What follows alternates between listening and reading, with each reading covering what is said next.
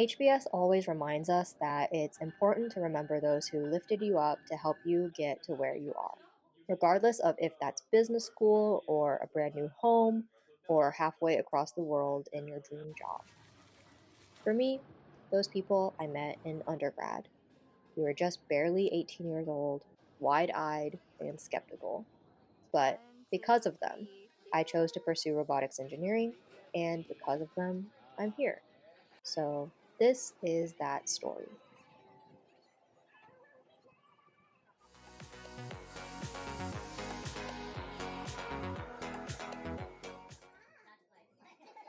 The three of us sat in a moody, dim room. This was our first week of freshman year and our first time meeting after getting put in a group together. We had applied and been admitted into some freshman only program called FIRE. Unfortunately, this was not a course about teaching us how to retire early. It was a class called Freshman Introduction to Research in Engineering. We had apparently preferenced the same projects, and some algorithm grouped us together. I think I applied on a whim. I'm sensing kind of a theme here. I didn't remember what I wrote, but there I was. And to be honest, I was just grateful that there was one other girl in my group. Our group was the only one out of 11 teams with 2 girls. The next week, one other guy got added to our group, upgrading us from a trio to a quartet. Our project was to figure out a way to produce anodized aluminum oxide, or AAO, coins faster. I don't really remember what the research was for, but basically the point of AAO was to be a mold to deposit highly conductive metals into to make really tiny wires of different cross sections, like stars or other shapes, for other applications I did not understand.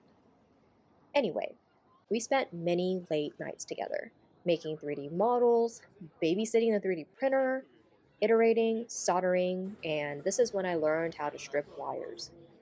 Thanks, guys. I did not know I would need that skill this many years later. The guys were very chivalrous to the ladies and volunteered to do most of the manual labor and night shifts, usually. This, of course, led to some Delulu conversations, some deep, some meaningless, but nonetheless a meaningful time together. At the end of the semester, we ended up getting second place out of the 11 teams. I learned a lot my first semester. I learned to scrap my idea of trying to become a professor because research was not for me. And I learned that even if the work sucked, as long as I was with amazing, compassionate people, they made the hours feel like minutes and the small wins feel like victories. The failures also feel less like failures when you have others picking you up, cheering you on, and helping you shoulder the burden. By the time our sophomore year rolled around, we were a proper squad. We discussed our dreams, our crushes, worked through breakups together. I think the most beneficial part of our little squad was that we had diverse interests, well, as diverse as a group of mechanical engineers could be, and did not spend 100% of our time together. Yes, we did not spend every waking moment together. We joined different orgs, had different friend groups, different commitments, so we were always able to offer different perspectives, receive feedback from each other, and even if we did butt heads a little, we never got sick of each other. And then one day our junior year, we became 5. Through clubs, we met our 5th in various club leadership positions. He rounded us out perfectly. He actually loved research after the 4 of us had abandoned the research project that initially brought us together. There wasn't a problem he could not troubleshoot, and he was so keen to use us as his research test subjects. Despite that, I still did not understand his research.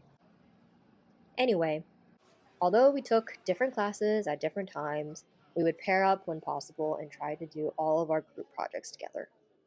We made remote-controlled cars, aka RC cars, trebuchets, a cookie dough 3D printer.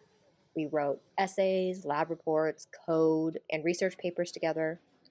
A common thread is that we always did well enough to be the best or second best in the class. And when we weren't doing projects together, those sucked because we were constantly carrying those teams.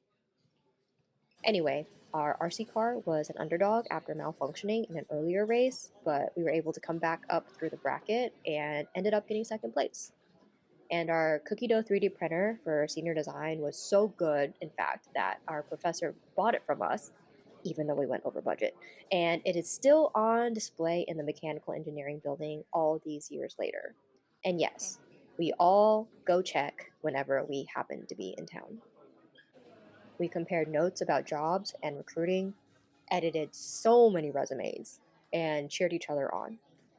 My interest in robotics started and grew only because they invited me to join their competitions, and I saw how well they applied what we learned in school to solve problems, such as using Lego sets to create a robot to apply a wrapped bandage on an arm quickly and efficiently. We had so many discussions about the merits and demerits of using Legos, which four of us consider to be toys, but one of us defended the use of Legos, specifically Lego gears, in our engineering projects. I really thought all of that was useless banter until we had a case on Lego at HBS. Because of my friends, I was able to bring an expert opinion into that case discussion, backing up my opinion that was shaped by our past arguments. Projects. So, as our undergraduate studies came to an end, we graduated into wildly different futures. Number 5 went on to continue research in a PhD program as one of the youngest published authors aligned to two principal investigators groups. I still don't know what his research is about. Number 4 continued to do a master's in robotics only because his professor could not convince him to stay for a PhD. The guy in the original trio went to a different school to also get a master's in robotics, and now he's working on figuring out autonomous vehicles. And the two girls? Well, we were sick of school and we got real jobs. But I guess we felt the FOMO pretty quickly. She went on to start and finish an online master's in data science concurrently while working, and well, now I'm back in school too. I'll be the last one of the bunch to get an advanced degree. Anyway, I'll be ready to be a CEO whenever they have some robotics idea, I guess. It's a good thing we all went our different ways so we could have complementary skills, different things to talk about, and not get sick of each other. And also, what they say about you being the average of the 5 people closest to you is so true. I'm just trying to pull the average up for them. Haha. Now, we all live in different cities, have new homes we've built with our spouses and partners, and have many, many fur babies. Outside of weddings, it's so hard for everyone to get together, but we managed to kind of do it this time. I can't wait to see how we continue to grow independently and together. Thinking back, it really is a miracle how we all came together and stuck together after all these years. Many friendships have come and gone, but we always remain a foundation we can come back to. And I'm partially writing the story to reverse engineer how to make friends again because for some reason it feels so hard to make friends at HBS. After a whole semester of trying to form and navigate new friendships and relationships, it felt so affirming and comforting to end the year with the friends that have stuck around through it all.